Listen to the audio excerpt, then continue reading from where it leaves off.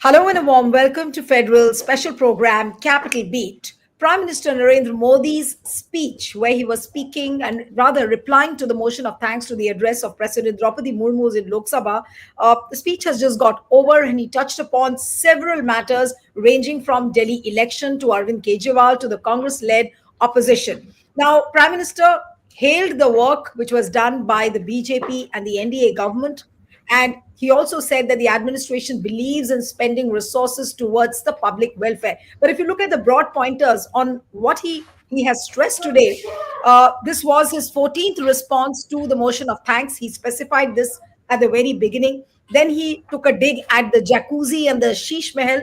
Then he went on to talk about how the opposition leaders conduct photo sessions in the huts of the poor people. That is also something which he stressed upon. He said that we did not spend our time in building Sheesh Mahal, and given the fact that Delhi goes to votes, Delhi votes tomorrow, and he's made a specific mention of the Sheesh Mahal not once but many times in his speech. Then he talks about the tax bombs under UPA. Then he talks about how Apada or some crisis on youth's future. That's what he has hinted at. Then he says that people speaking the language of urban Naxals.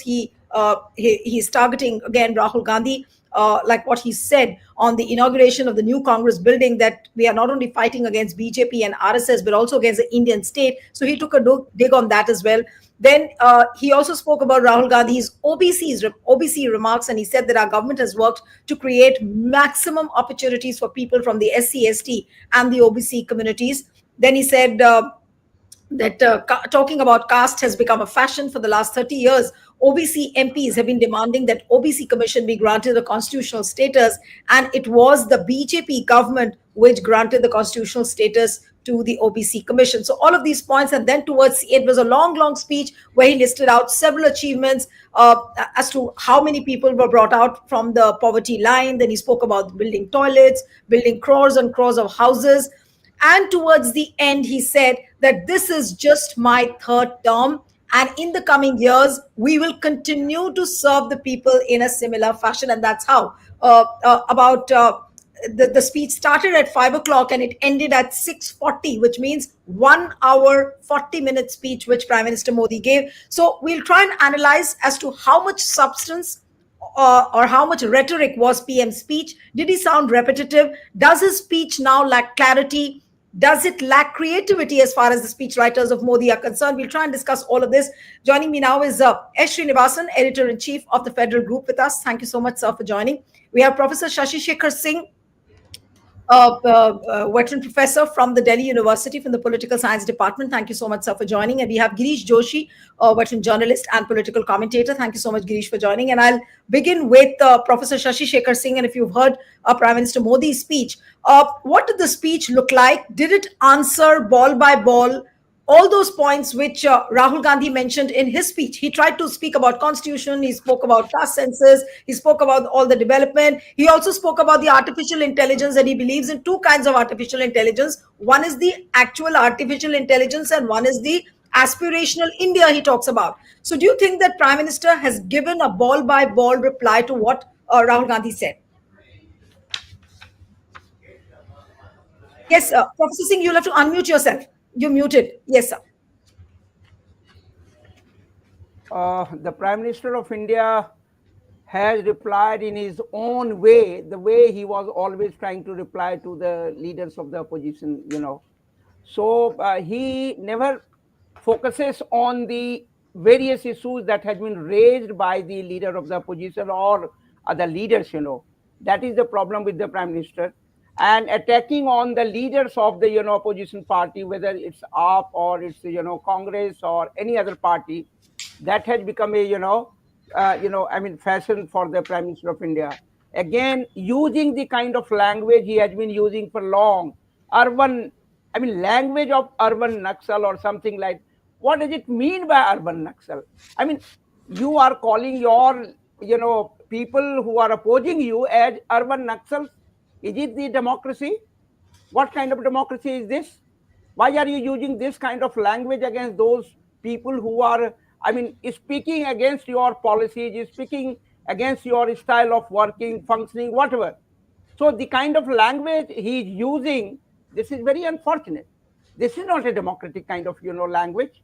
Then again, the kind of, various data he has provided regarding the 25 crores people have already come out of the poverty. Still you are giving, Okay, right. 5 kg grains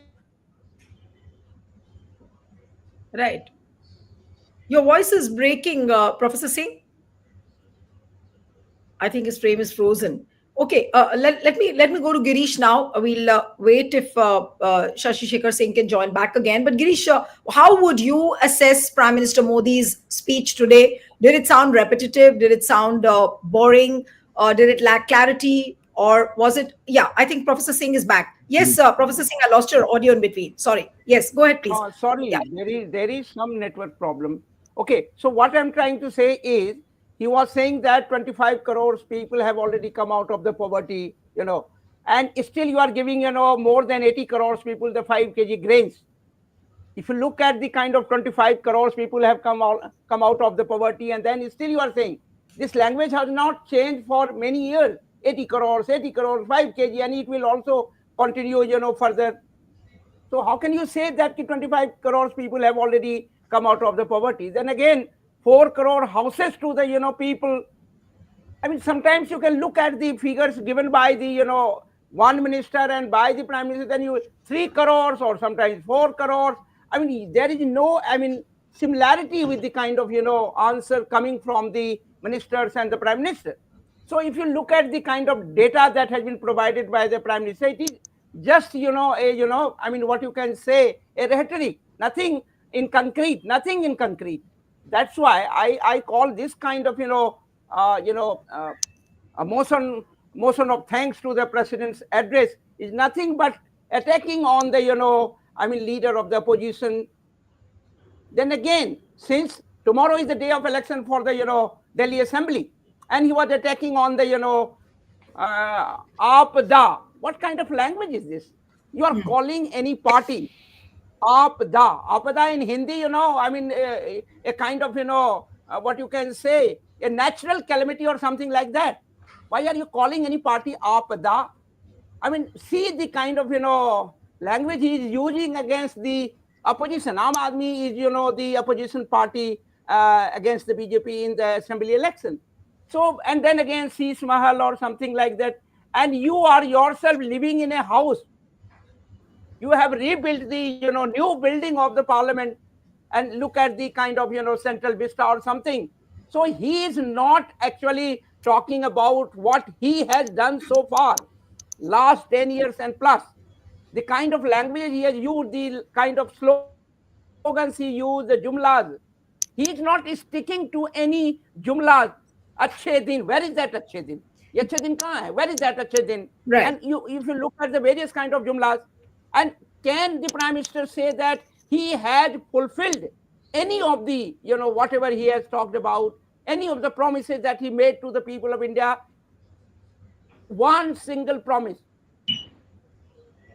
Right. So overall, you are saying that Prime Minister had nothing new to deliver. I'll come to you, Girish, now. That he's spoken about a lot of things. He's spoken about Constitution also. That we just don't hold the Constitution in our hands, but we try and live by the spirit of the Constitution. And then he talks about how he's not discriminating against the people when it comes to the delivery of services. The BJP government tries to reach out to every section of the society, and that's what social justice means. And he's trying to give equal justice to all the sections of the society. All of that he speaks. So Girish, what would you really say to that when he talks about Constitution, and he's trying to convince the people that we are living by the spirit of the Constitution? We live the Constitution each day. Girish, yes. No, Nilu, I think we will have to revisit the constitution and understand which constitution is he talking. The disappearing dead bodies in Kumbh. Where is the provision in constitution? What is this police doing? He didn't make a mention of that. Not even a single word Yes. on the Mahakumbh stampede. Yes. And normally, I think the biggest change in the constitution we need is that we now need two prime ministers. This is a prime minister who is always in an election mode. So we really need a prime minister who can work for the nation. And every time he's talking, he is not able to instantly answer. That is the reason he has never attended a press conference. He has got a fixed narrative within that because he's not into that AI mode now. That's why he's talking of two AIs. And it was very deplorable when he met Bill Gates. He was explaining that our children also know what is AI. And AI means I. I is Ma. Our boys call Ma I. He is explaining Bill Gates. Nothing can be more cheaper than a prime minister making mockery. He should have talked of a serious things. And the biggest thing, if you see, what we are missing out is what Rahul Gandhi has said in Parliament today. He has prepared a baggage for when PM goes there, and definitely, I think this time Trump will not allow him to go without the joint declaration or facing the press. So whatever the message has to go to America, he spoke in English. When he said that election में 7 lakh voters बढ़ गए, एक building में 7,000, that he spoke in Hindi. But when he said that we are not ready to take on China because when we go to war with China, we will be using their equipments, we will be using their motors, their strategy. So he was exactly sending the message that because we are not ready, and he very nicely said that why should we go and ask for an invitation for the Prime Minister? We should have developed ourselves so powerful and we would have captured the market. We should have gone into manufacturing in that way that we should have got an invitation. Because we would have catered the world by now. That's why specifically he's mentioning figures about toy industries. See, we are a big player in toy industries. You are not a big player. 22, it was 177 crores you exported. This year you did 130. You've gone down. And now for that explanation, you say that because of the world economical disturbance and this is happening. So they are not ready to face or accept what is happening in reality. हमने 12 करोड़ शौचालय बना दिए. We are still not coming out of शौचालय. That is the weak thing that we are doing. We started with that. And then 4 crore houses. For last 10 years, they are doing only 4 crores. What happened to the rest? His figures don't change. So I think absolutely, and so many, and every time he said, हमने प्रयास किया है. As a prime minister, you should have figure on the tables. You've got 18 secretaries sitting along with you. You should have called for the figures and told, इतनी महिलाओं को पैसा दिया, इतना महिलाओं को भी बैंक लोन दिया है, हमने भी did this, वो microfinance. It was all rubbish. Why don't they? Because I tell you, astonished when I was looking at some pictures, figures. There were total, after 56, 57, when we started ITIs, that was for the small artisans to create. There were 15,000 ITIs. And the capacity of that was 26 lakhs. What is the occupancy today? 12.25, 12 lakhs 25,000. Why are you not inculcating the small artisans to go into ITIs and get qualified as electricians, plumbers? They've got a lot of jobs. In every urban city, you can find there's shortage of plumbers, there's shortage of electricians. You can have a company like Urban Clap and they can provide you the people at a cost. So there are opportunities that they are not going to explore. They just want the people to survive on 5 kgs of free anna. One thing which people want to know at this point of time is that yesterday we did have a discussion. Srinisa was also there with us, that the kind of speech which Rahul Gandhi gave yesterday, it was by far one of the most outstanding speeches he gave in terms of policy making, in terms of the vision which can be laid out for the country for the future. Do you think that those questions were answered by the Prime Minister? Or was it just a bluster and it was an empty bluster that we've done this, we've done that? Did he answer the points which were raised by Rahul Gandhi, according to you? No, he kept on telling that people who are talking about constitution and what they're not, that exactly that what Singh Saab said is, urban Naxals. And so he just wants to keep everything in the mind the same thing. He wants to continue with that rhetoric. That Naxalis are there, all people talking against their policies are Naxals. So they don't want the country to grow. But now nobody buys that story. That is the thing. He doesn't want to change his narrative. Right. That's what I said. He should have come out with the figures. When Rahul Gandhi can give you the figures, why can't you do? And you keep on just blaming the opposition, that won't help. He has not answered any question. Very smartly he said that, are we ready to fight with the China without Chinese equipments? No. The Prime Minister said lies in the Parliament telling that nobody has come in, and you're right, 2 days before independence, your army chief says that yes, they are there. And if they are not there, whom are you negotiating with in China? So I think, and if I would have been that way, I tell you, from last 1 week to twice, the finance minister of China has said that we are looking at India to supply us 85% of active pharmaceutical ingredients. These APIs which we are relying on China, they want, and we are trying to grow in that sector. Why is he not talking about that?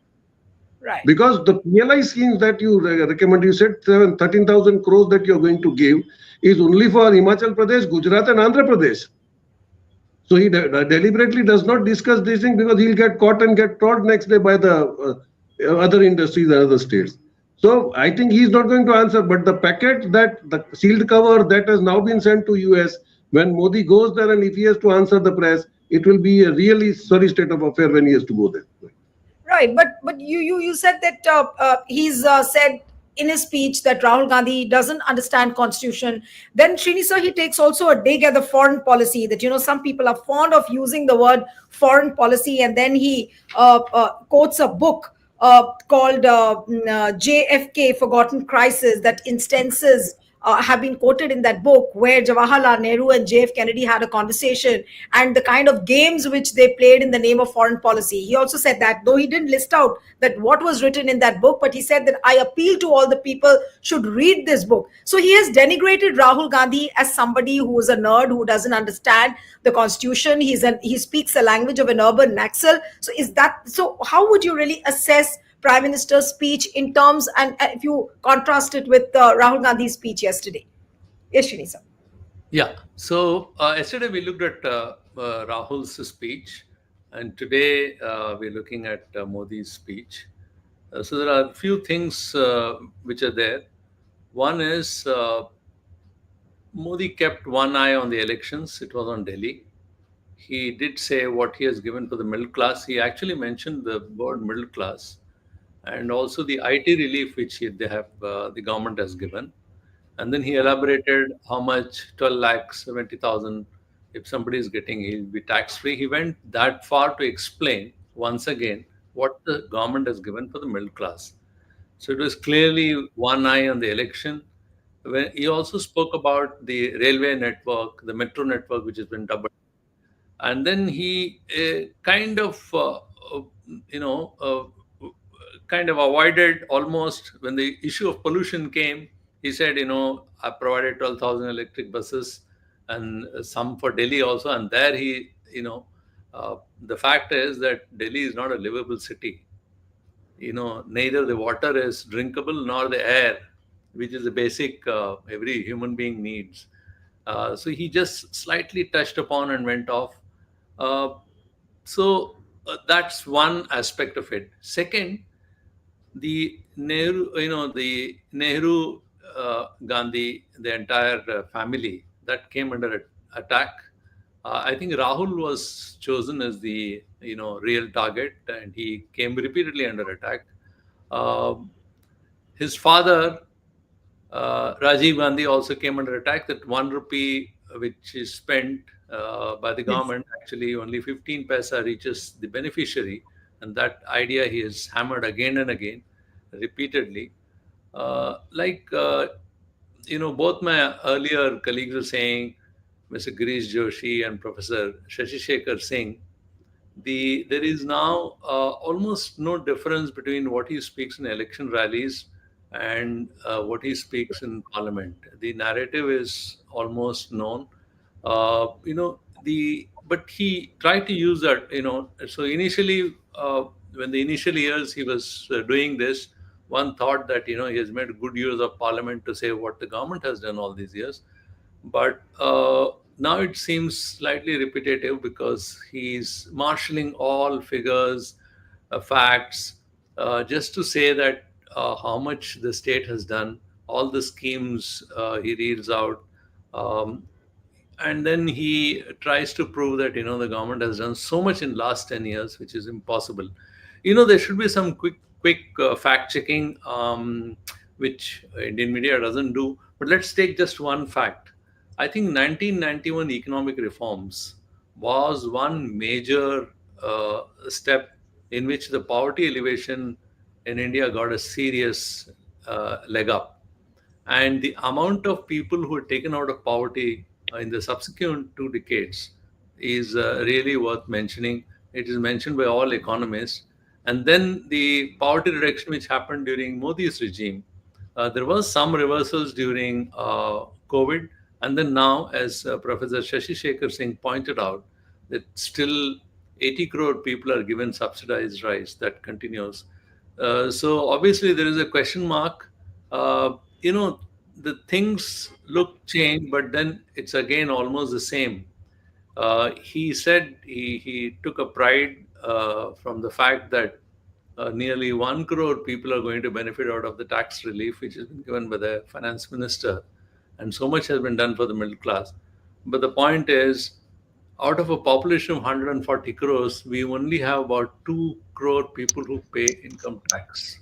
We've not been able to expand the net, obviously.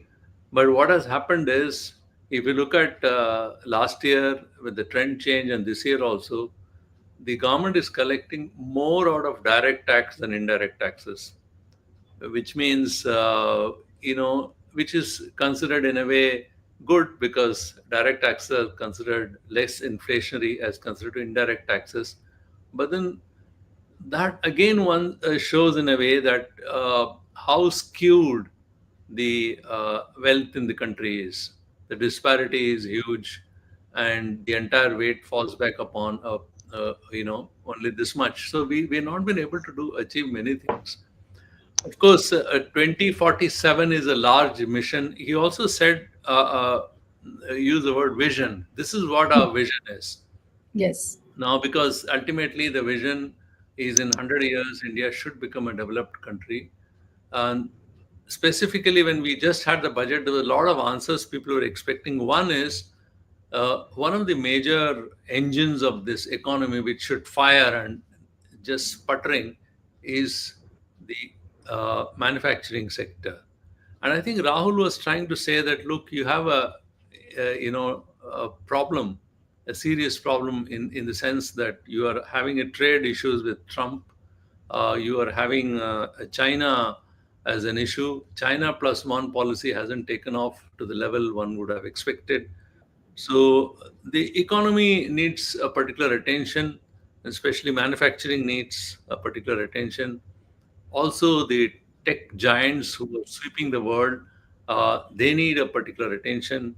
The way they are taking away our data, that needs an attention. I think he just brushed aside these issues and rather went back to the old theme, which the BJP has been doing. So one of the things they have mastered to say that the opposition, the person in the opposition is, is kind of dumbing down their, kind of showing them in very poor light, that they're still an apprentice. Rahul is still an apprentice. The Pappu, the image, which was very carefully built, and it worked till 2024 election.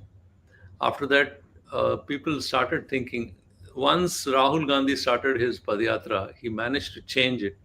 But that image, so they don't mention that because that image isn't. No, but Srini, sir, if you must have realized that this was the first attack which Prime Minister Modi made, and this was for the first time that he attacked the Gandhis, all the three Gandhis in Parliament for the first time, and he made it sound like a quiz that please guess what I'm talking about. And so, what would you really say to that? This was his first attack on all the three Gandhis in Parliament.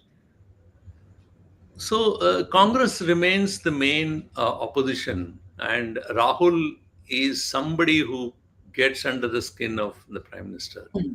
So that's very clear that, earlier he would kind of ignore him, but I think he can no longer ignore him.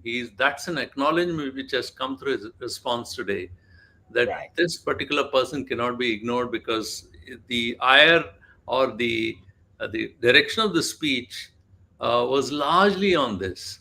So that clearly gave the game away that, you are really irritated on what he said. And unfortunately, if you keep aside politics for a country as large as India, I think we should be discussing far more constructive. There should be a bipartisan approach, at least in Parliament, among big issues. where the opposition and the government think alike, and there is the debates are more statesman-like, where we take up issue in a larger, broader sense. Unfortunately, it is now the polity has become so divided and so divisive. And the even yesterday's Rahul's speech, in parts, it was bitter. Like I said yesterday, it was a bit unfair for him to bring in the president's speech there. And President, rightly so, only reads the speech given by the cabinet, cleared by the cabinet, and she doesn't have any say in that. So, and then the behavior of the way they conducted outside the parliament, both Rahul Gandhi and his mother Sonia, with Priyanka just standing. I think that need to be completely, they know that there are cameras, the whole world is watching. If they want to consult each other, they would have done it outside. What's the point of coming out and openly talking? All the mics are on and saying things which is very easy fodder for BJP to pick up and attack them, and that's what they did. And that also shows in a way how a kind of a mindset of even Congress, that they are not able to understand these issues and the way the real politics works. To say that president's speech was boring is pretty therefore it deserved a kind of ammunition you yourself give and expect Modi not to pick up is very foolish. Modi is very smart. He obviously picked that up, and it gave him a lot of opportunity to talk about these issues, then coming back to issues which probably answers are required. Okay, so I'll come to Professor Singh again, that after listening to Modi's speech, what is the impression one gets when you contrast this with Rahul's speech of yesterday? What is the biggest takeaway according to you? Yes, Professor Singh. The first thing that I want to say is Rahul was saying whatever the facts that the opposition should have expressed in the parliament. Okay, so it is based on the facts and figures. On the contrary, Modi's speech is nothing but a rhetoric. He was repeating so many things, using so many kind of languages that he used to express about the opposition leader. So, I mean, you are not expecting, or we are not expecting a speech like this from the Prime Minister of India. But for last 10 years, we are listening the same kind of rhetoric, from the mouth of the Prime Minister of India. If you look at the kind of languages he's using, the kind of issues he has been raising, a similar kind of pattern, but using a different jumla at the different point of time. That is very important. Then he's using the kind of language like Viksit Bharat. Why are you calling and Viksit Bharat in 2047? It means, what is that Viksit Bharat? How can you make the India Viksit or developed? You have a any plan to do that? If you look at the health sector, if you look at the education sector and any other sector, what you are doing? So in that sense, it is nothing but a political speech in the parliament, while he was expressing the motion of thanks to the president at this. So but he is used to deliver such kind of language. If you remember the language he used during the no confidence motion of the last parliament, 2 hours and more than 13 minutes or something like that, and there was just a reference of the Manipur, and still the Manipur is burning. You have already mentioned, or one of the panelists have already mentioned, that he has not spoken a single word about the unfortunate incident took place in Kumbh. So the point is, you are trying to avoid any sort of problem that the country is facing. Why don't you take the responsibility? Why don't the UP government take the responsibility of what happened at the Kumbh or Mahakumbh? You are not at all worried about the common man, and you are saying that the people are very, very much used to, having photographs with the, poor people or something. What the hell you are doing for long? Right. Sometimes here, there, the photography sessions he has been using all the time, even, while you are coming out from any kind of, place, he is raising hands, and you may find no people is around. Even then you are doing, so what more you are doing that? Primarily, after 10 years as the Prime Minister of India, the third term, you should have spoken in a very concrete language, concrete words, what Modi and the government has done so far for this country, and come out with the figures and facts, whatever, regarding the economic development, regarding the development in various sectors of the country. What about the farmers? What about the I mean, he is not using the same kind of jumlas in his next speech, a new kind of jumla, and then people are being somehow confused with the kind of jumla. Oh, now the prime minister is going to do something for the country. So that's the point. If you say 25, again I'm quoting, 2500 crores people are have already come out from their poverty, then why are you giving, I mean, free grains to 5 kg free grains to the 80 crore people? I mean, the population is 140 crores, and if the population is, then you add this 80 crores plus 25 crore, this is 105 crores. So in that sense, right. No, yeah. Professor Singh, the next question is that does Modi now sound like a visionary leader? Because when he became the Prime Minister in 2014, he had a lot of new things in his bag to offer. And every time there was a slogan given by him, people, looked up to him with a lot of hope. Does he sound the same, Girish, now? Because there's a lot of repetition in his speech. One wonders whether the team really has anything new to offer as far as his speechwriters are concerned. They are not even giving new analogies. It's the same old bhashan which he gives in all the election rallies, as you rightly pointed out. But what has gone wrong? Why is he sounding like that, according to you? Yes, Girish. Firstly, No, Nilu, the you are point is asking a that wrong he had question. nothing. Yes, yeah. I'll come to Girish first. Yeah. You are asking a wrong question to a wrong man. Mother always knows daughter very well than mother-in-law.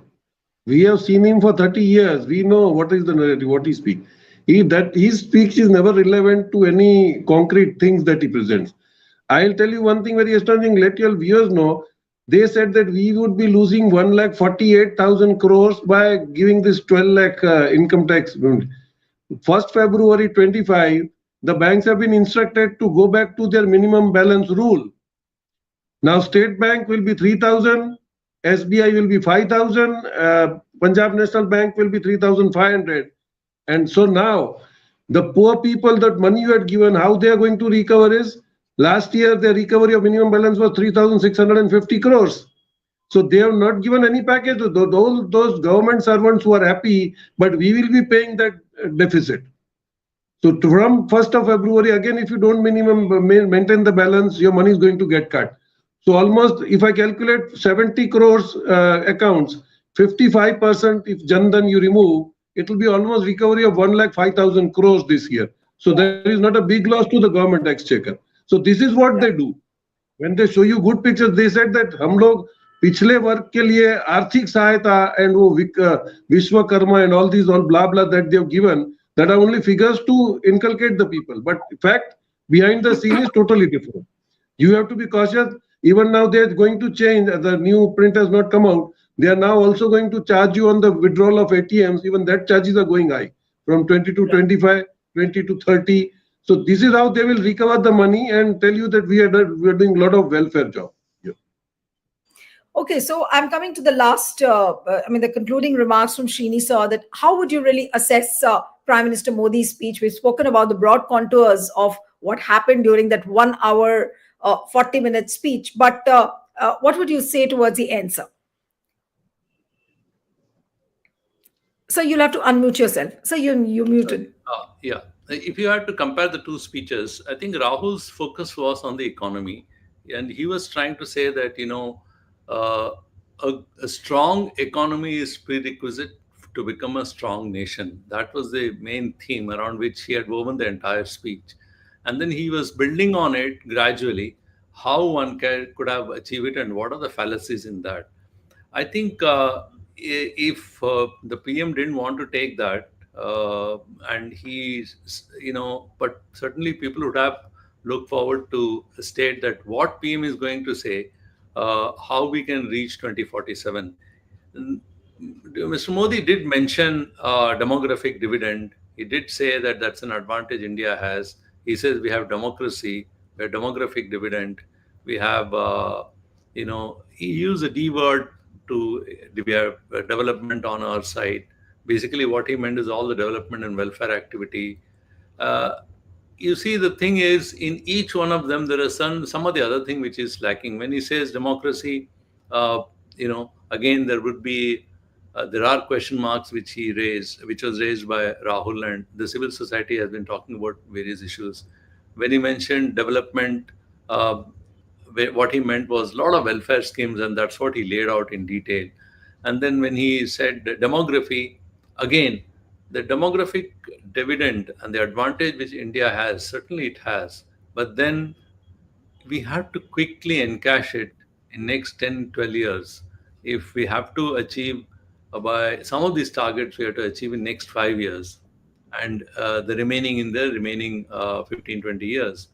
But then if it is not followed up by many steps, which includes improving education, improving health, improving economy on the whole, many of these questions will remain unanswered. So I think, in conclusion, like many of my panelists have already spoken about the rhetoric, if the PM had given an answer to these questions, I think the debate would have been much more worthwhile. So lots to look forward to. And of course, the talking point will remain that whether at all Prime Minister was able to answer all the questions which were raised and the concerns which were raised by Rahul Gandhi. Thank you so much. I'll have to end it here. Girish Ji, Shashi Shekhar Singh, Srinivasan sir, thank you so much for joining. Thank you.